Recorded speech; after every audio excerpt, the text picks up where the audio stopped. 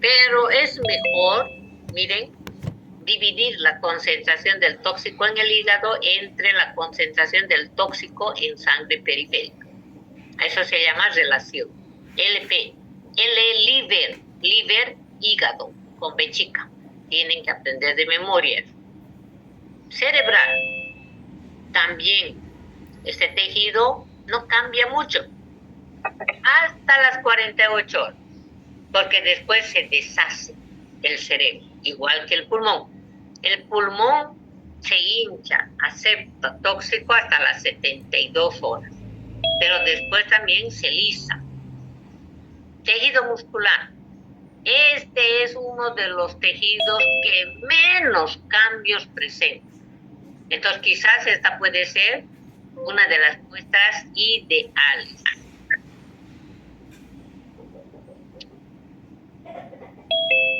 Cuanto más tiempo pase después de la muerte, habrá mayor redistribución, habrá más cambios. La redistribución comienza a la hora. Por ello, lo mejor la autopsia, cuanto antes, mucho mejor. Sus micrófonos, los cambios, según esta autora y los autores, 24. Para mí, con los resultados que hemos encontrado, es 48 horas. Bien. Las muestras, como ya hemos dicho, deben ser recogidas lo más antes posible, porque de lo contrario la putrefacción, la creación de gases, pueden hacer circular los tóxicos a lo largo y ancho del cadáver. Cuantificación objetiva.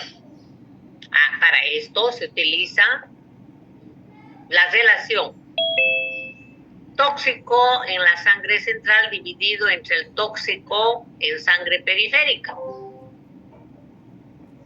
El otro es hígado y sangre periférica. Y la F es un factor. Es un factor. Este factor se tiene que encontrar para cada tóxico en determinadas condiciones, ¿no? Entonces aquí el modelo más utilizado es sangre central, sangre periférica. Ahora bien, ahí tenemos que memorizar. Un gradiente, un resultado mayor a 1, tiene redistribución significativa. Un gradiente, un resultado mayor a 1. Pero fíjense, no siempre es cierto lo que está ahí en su pizarra. Pero no hay más. Entonces, otra vez la interpretación es muy difícil. Siguiente. Hay otros modelos alternativos para calcular la concentración de un tóxico y es liver periférico o usando el factor F para cada tóxico. Hoy en día se está utilizando qué le pasa a la digoxina para encontrar su factor F. Y entonces tienen tablas. En esta de liver periférico, el gradiente menor que 5 no hay redistribución. Pero si es mayor a 20, 30, hay redistribución. Los valores normales.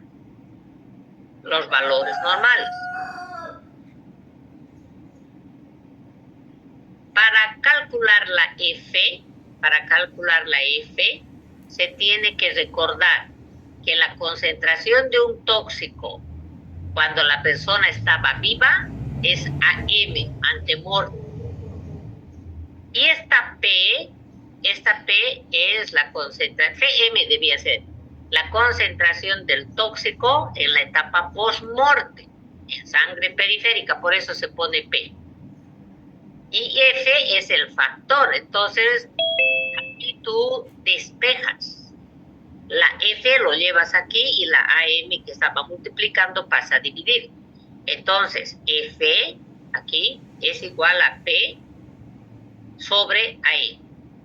Y de esta manera se construyen con cada experimento los factores de redistribución teórico, FT, para cada tóxico. Y ya se tienen en la actualidad estas tablas. Por ejemplo, un gradiente de sangre central y periférica, acabamos de decirlo, cuando es mayor a 1, hay una gran redistribución. Cuando es menor a 1, no hay mucho, ¿no? Pero sigue teniendo limitación.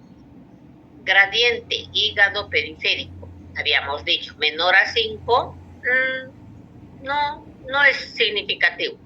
Pero mayor a 20 hay una gran redistribución. Factor F.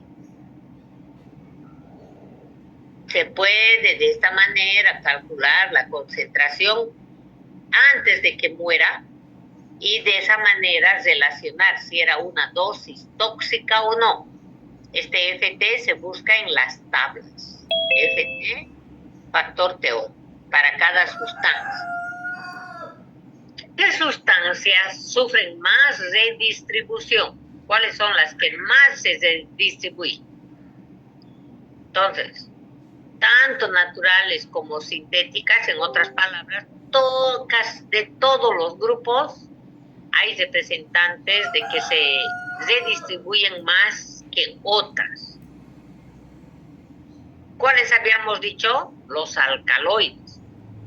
Son los que más se van a redistribuir junto con los que tienen un volumen de distribución bastante amplia, como la amitriptilina. En el periodo anterior eso hemos repetido, ¿no? Bien. En esta parte es lo más importante. A partir de la aparición de métodos de cuantificación más seguros, como central periférica, es más fácil interpretar. Por lo menos hay algunos elementos en los que te puedes basar, ¿no? Aquí tenemos varios autores que indican qué sustancias son las que más se redistribuyen. Entonces, para intentar predecir qué sustancias se van a redistribuir en el cadáver, hoy en día tenemos métodos computacionales. El QSAR ayuda a calcular el factor teórico que dependerá de las características físico-químicas del tóxico. Cuando usted siga creciendo, yo creo que va a tener más información de este tema. Conclusión. El fenómeno de redistribución post-morte existe y consiste en que los tóxicos difunden pasivamente porque las células no ofrecen resistencia. Esta redistribución depende de varios factores. Uno, del tóxico, que ya hemos visto que para los de pH básico van a ser mayor redistribuidas. Otro, hay mayor redistribución en los vasos centrales y menor en los periféricos. De todos los periféricos, ¿cuál es el mejor, el que más se utiliza? Femoral. ¿Cuál es el otro factor? El intervalo postmortal. Bien. No solamente es encontrar el tóxico, sino cuantificar. Y para ello, ya hemos visto que se utilizan en la actualidad estas relaciones, CP, LP y el factor. Son conclusiones ya del trabajo. Para interpretar la redistribución existen muchos factores. Uno de ellos hemos dicho tiempo post-morte, posición del cadáver, naturaleza del tejido, porción del tejido y características del tóxico. Una gran limitación para este tema es esto. Las muestras no son representativas. Claro, no vamos a matar a 100, a 200 humanos para saber cómo se comporta, ¿no? Por ello, por favor, la ausencia de muestras representativas. No hay muestras representativas. Léanlo, por favor, ese tema. Es muy bonito y de gran actualidad. En nuestro medio no lo explotamos todavía. No lo explotamos. Mucha gente no sabe todavía de eso. Ay, me perdí. Bien. Ahora vámonos al otro tema que está relacionado con este. Ay, eso. No veo cámaras jóvenes y cada que saco fotos hay un montón sin cámaras. Bien. Ya hemos visto las generalidades de la toxicología post-mortem. Ahora sería la toxicología post-mortem especializada para cada tóxico, para calcular su factor F, ¿no? Entonces aquí empieza a utilizarse o usarse el alcohol o las bebidas alcohólicas. Para ello, para este análisis, para nadie es desconocido. Ahí creo, ¿no? ¿Por qué nos atrae tanto el alcohol? Número uno, es parte de la costumbre. Nace un niño, alcohol, bautizo, alcohol, egresa de pre-kinder, alcohol, se muere, alcohol. Bueno, estuviera bien el alcohol, pero es que sucede que bajo la acción depresora de este tóxico van a haber accidentes. Eso es lo que nos preocupa. Lo que nos ocuparía. Otro detalle, que no solamente se consumen bebidas alcohólicas, sino otros depresores ligados. Casi siempre el que toma alcohol va a tomar otras sustancias más. Entonces, por esta demanda, por lo que hay tantos accidentes, tantos delitos relacionados con el uso del alcohol, es necesario tener todo normalizado, todo con protocolo, cómo se va a tomar la muestra, cómo se va a conservar, cómo se va a analizar. No es que quieras hacer uno, qué protocolo, cómo se va a interpretar, para que de esta manera el juez pueda administrar mucho mejor la justicia. Ahora es obvio lo que tienen anotado ahí, las diferentes técnicas deben ser hábiles. ¿Esto qué quiere decir? Que sean exactos, que sean reproducibles. Todo debe estar anotado, cómo se debe enviar una muestra de sangre para alcoholemia. Hemos aprendido en un tubo de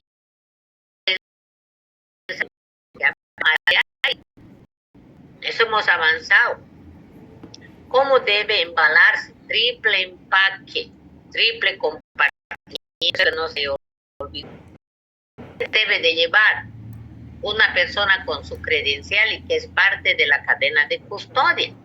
¿Cómo se va a conservar? ¿Cómo se va a procesar? Todo eso está legalizado, todo eso está normal. Y bien, su correcta interpretación. El alcohol que se encontró en laboratorio es el mismo, la misma concentración que el momento de que ocurrió el accidente, ¿no? Y hemos aprendido a calcular el alcohol retrogrado, ¿no? Este es un trabajo para que no nos digan que hemos plagiado. ¿no? Antiguo, del 2008, pero es de mucha riqueza. Entonces son médicos residentes de esta especialidad de Costa Rica los que han trabajado este documento. En esta introducción está todo lo que hemos visto, ¿no? El uso, el abuso del alcohol, de las bebidas alcohólicas, eso es un problema para toda la sociedad. Lo van a leer, por favor. ¿Por qué? Porque se meten delitos. Uno de ellos, el manejar el auto y luego provocar accidentes. Entonces, las sustancias psicoactivas pueden afectar la conducta del individuo. Y entre estas sustancias psicoactivas está el alcohol, el etanol. Bien. Para los casos de la autopsia, tiene que estar más normal de dónde se va a extraer, a qué hora se va a extraer, por lo que acabamos de ver en la clase pasada. Por supuesto que la cadena de custodia es muy importante. Ahora, este trabajo de la determinación de alcohol en el cadáver es muy delicado, porque van a reclamar, la otra parte va a reclamar. ¿Qué va a decir? Mi papá no estaba con alcohol. O otro ejemplo va a decir, el que chocó estaba bajo el efecto, porque yo lo vi caminando en seta. Entonces, debemos de recordar que en Costa Rica van a catalogar, van a sancionar cuando tenga 0,1%, es decir, 1 gramo por mil. 1 gramo por mil.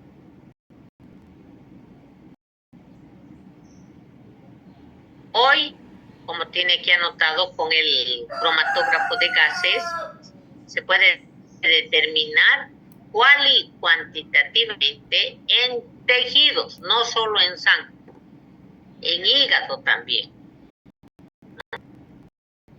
Y nos vamos a esta parte que es la introducción, nada más. Ahora, ¿estos resultados pueden variar? Sí. Ya hemos visto los factores. A esos factores que hemos indicado anteriormente, aquí hay que el cadáver se puede sintetizar, se puede formar otro alcohol. Cuando está con vida es alcohol endógeno, antemorte. Y en la etapa postmorte es alcohol endógeno por. Eso aquí le está hablando. Posible formación. ¿Por qué? Porque esa persona tenía en su estómago bastante glucosa, recién había comido. O en su sangre tenía diabetes.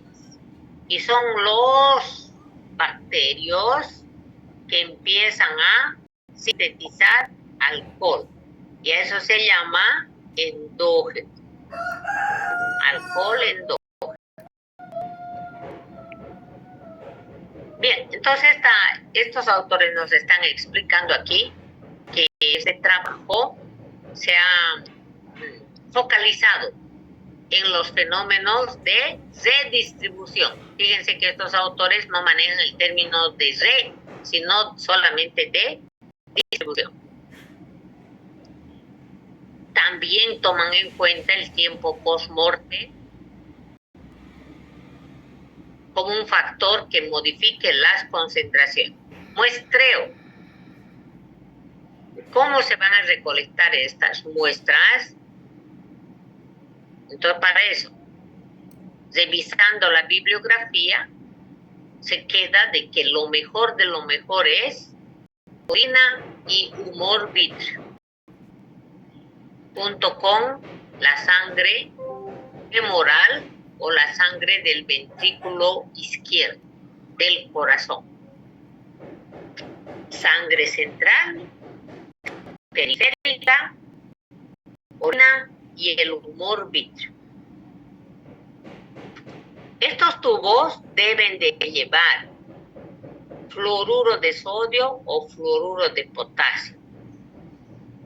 No como anticoagulante, sino que inhibe a las enzimas de las bacterias, de las levaduras que formarían más cantidad de alcohol. Y el cadáver que no haya bebido alcohol le vamos a sacar como uno positivo. Ahora, las etiquetas que hemos aprendido, entonces, las etiquetas, ¿qué información debe llevar? ¿De dónde se obtuvo? ¿Cómo se llama el fallecido o el código? ¿Y con qué número de autopsia está relacionado? Tabla número 1. Tejidos y fluidos para determinar alcohol después de la muerte. ¿Qué dijimos? Sangre cardíaca, número 1, central. Sangre femoral, periférica. Coágulos, orina, humor vítreo, músculo esquelético, hígado. Estos son los tejidos que nos muestran el etanol.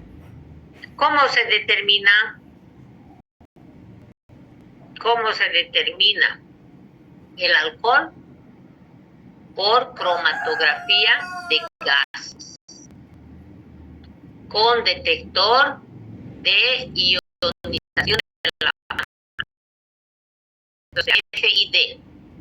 Y la técnica se llama Heat Space. Preguntas de examen. Cabeza, espacio en cabeza. Entonces, ¿cómo se analiza el etanol? Esta es la sangre o la orina del paciente. Se lo calienta y miren el tóxico, estos redonditos son los que se van al espacio en cabeza. De aquí se obtiene con una jeringa cromatográfica y se pincha al cromatógrafo y entonces me va a salir así, miren, la puntita del etanol y del propanol. Al lado del propanol tiene que salir el etanol, claro, porque el etanol tiene 2 carbonos, más pesadito, gordito, el propanol que tiene 3 que va a salir a su lado. De esta manera se reconoce el etanol. Lo más interesante viene aquí. La significancia de concentraciones de alcohol en sangre menor a 0,3 miligramos por mililitro, menor, siempre y cuando haya sido tomado en una autopsia, si se obtiene 0,3 miligramos por mililitro, se debe de tomar también la muestra del humor y de la orina. Cuando sale 0,3 miligramos por mililitro. Por otra parte, valores de alcoholemia menores a 10 miligramos. Aquí que era 0,3. Entonces 10 miligramos por 100, ¿qué es? 0,1. Aquí era 0,3, no hay que perderse. Cuando sale 0,3, hay que pedir estas 2 muestras. Pero aquí, cuando no sale 0,3, sino 0,1, debe ser negativo. Es que para ser negativo, debía de ser 0, ¿no es cierto? 0,0 debía de ser. ¿Por qué decían a partir de 0,1? Y la respuesta es que nunca vamos a tener 0, va a haber 0,1, que es de la formación del alcohol endógeno por las bacterias. Bien, debemos recordar que en algunas personas que no beben puede haber 0,1. Algunos autores aceptan al 0,2, como mi profesor, 0, ¿por qué? Porque esas personas tienen levaduras que fermentan sus azúcares de la dieta y forman etanol. Y entonces se le informa, usted tiene 0,5, y la persona dice, no bebo alcohol, nunca he bebido o no bebo 10 años. La explicación se debe a esta, ¿no? Esta enfermedad está conocida, van a leer por ahí, como el sprue tropical. ¿Todo por qué? Porque la persona, sus bacterias pueden sintetizar alcohol. Muestras en sangre. ¿Qué pasa en una intoxicación alcohólica aguda? Aguda significa que tomó rápidamente una botella, 2 botellas de alcohol. La prueba de concentración de alcohol, ¿en qué era el caso? En sangre. Concentración de alcohol en qué? Puede ser básico cuando se sospecha que el cadáver consumió alcohol, o cuando dijo, le vi caminando, dando tumbos. Entonces, para eso se debe de anotar de dónde se tomó la muestra de sangre femoral, la parte proximal, la media o la distal, o de la subclavia o de la poplitea. Por ello, aquí me está indicando sitio y medio. ¿Qué tiempo transcurrió de la muerte? ¿Y cómo estaba el cuerpo? ¿Estaba ya botando líquido o relativamente fresco? Bien, se cuentan con tablas para la concentración del alcohol en sangre. Y los signos, habíamos avanzado en clase, ¿no? Habíamos visto que la primera etapa es del loro, luego del león, luego del cordero y luego del cerdo, a mayor concentración. Entonces aquí le está indicando que el CAS, si aumenta el CAS, van a aumentar los síntomas de los bebedores. Aquí o Fogen también van a escuchar que demostró que cuando la concentración está de 10 a 30 miligramos, los cambios son mínimos, de 10 a 30. Pero de 30 a 60 la persona está alegre, contenta, un loro. Más expresivos sociales. Ahora, entre 60 y 100, entonces aquí ya se convierte en león, ¿no? No se inhibe de nada, no tiene juicio y quiere pelear contra 10. Cuando la concentración es de 100 a 150, entonces esta persona ya es no camina recto. Y de 150 a 200, la persona está por dormirse, ataxia, no puede caminar. Y entonces hay que recordar esto, por favor. Ahora, 400 miligramos o 4 gramos por litro, la mayoría de las personas está por morir. Con 4 o 5 la mayoría muere. Bien. Algunas personas, cuando mueren en el hospital, reciben medicamentos como jarabes que tengan alcohol como vehículo. Y en el antibióticos no te puede aparecer. Entonces esto, los médicos tendremos que estar atentos a qué es lo que pasó en ese periodo de estancia o de internación en el hospital. Aquí, uno de los grandes ejemplos es el manitol. Este es un alcohol, pero este es un medicamento que se administra a las personas que llegan con lesiones en la cabeza y sospechamos que puede darle un edema cerebral. Y se le administra manitol por vía intravenosa, ¿no? Ahora también, aparte, una persona llega al hospital malito y se le pone vía, suero. ¿Con qué se limpia? Con alcohol. ¿Hay absorción en ese sitio de punción? Por supuesto que sí. Por ello que cuando se toma muestras de sangre para determinar alcohol, nunca se debe desinfectar con alcohol. Se tiene que desinfectar con agua y jabón. No se vaya a olvidar, pregunta de examen. Entonces puede salir positivo, ¿no? Puede salir positivo. Ahora ya habíamos visto en el anterior ejemplo, sangre venosa femoral,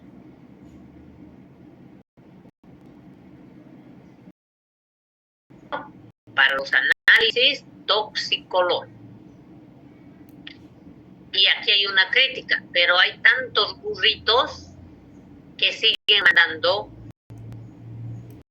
otras para alcoholemia. Por ejemplo, como directamente del corazón. ¿Qué dice aquí la norma? Mejor sangre femoral, ¿sí?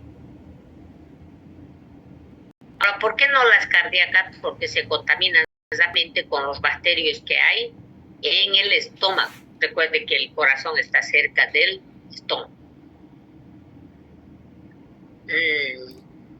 Ya lo hemos dicho. Se debe de tomar 2 sitios periféricos distintos. Acabo de decirlo, no es lo mismo el riñón derecho que el riñón izquierdo. Y entonces aquí la sangre femoral no es lo mismo de la arteria femoral o de la vena femoral izquierda. Mejor tomar de los 2. Las muestras del corazón van a ser anexos, no son de primera línea, ¿sí? ¿Para qué necesito la femoral y el corazón? Para la relación C/P. Ahora bien, cuando se quiere interpretar que ha sido una intoxicación aguda, cuando se quiere informar, ¿qué tienes que hacer? Tomar en cuenta muchos factores. No es lo mismo un joven que un mayor. ¿Qué cantidad tomó? Ahora, aquí, por ejemplo, se tiene un trabajo de investigación. Muchos choferes que han sido detenidos con niveles mayor a 400 miligramos, o sea, 4 gramos. Entonces, hay personas que están muy borrachas, pero otros no. Por eso nos lo estamos mencionando aquí. Las características del individuo. También, cuando se determina el CAS, concentración de alcohol en sangre, casi inmediatamente después de la muerte, para ser diferente a lo que si se obtuviera esa sangre en 24 o en 48 horas. También habíamos aprendido esto. La tasa de eliminación es de promedio 15 miligramos por decilitro por hora. Esto es para calcular el alcohol retrógrado. Alcohol retrógrado.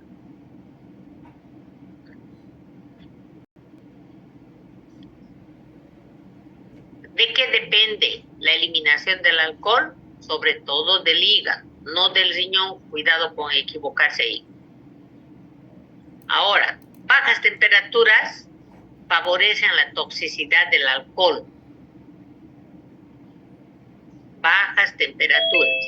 Por ejemplo, si viene un intoxicado con gran cantidad de alcohol y está haciendo frío, va a ser mucho más peligroso. Mucho más peligroso. Aquí no es adicción, debe considerar la habituación.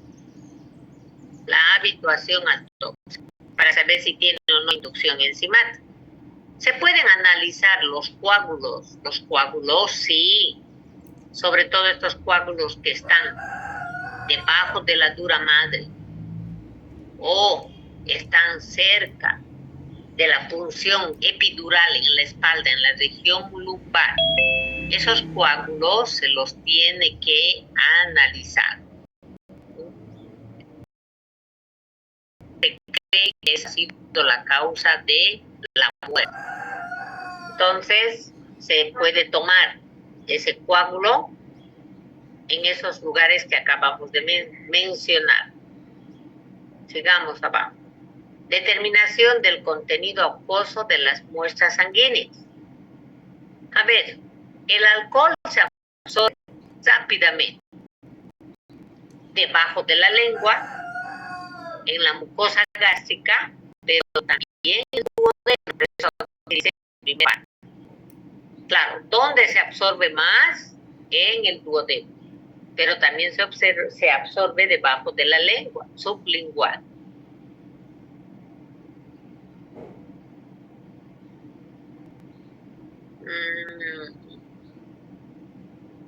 Un porcentaje de contenido acuoso en sangre como estándar de la sangre es del 84%.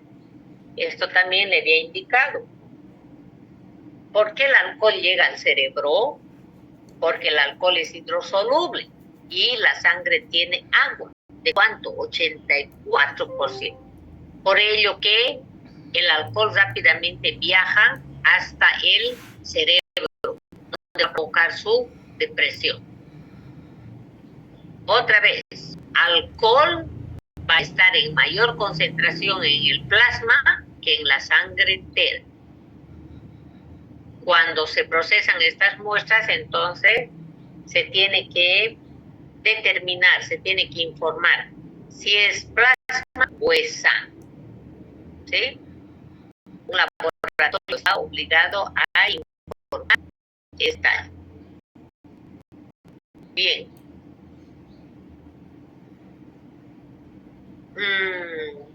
Ya habíamos dicho el 80%, pero puede haber del 65 al 71. Este ya lo hemos visto. Determinación de alcohol en orina. La orina ante-morte es una muestra ideal, la orina, porque no provoca traumatismo para la toma de muestra y también porque en la orina no hay proteína de alcohol.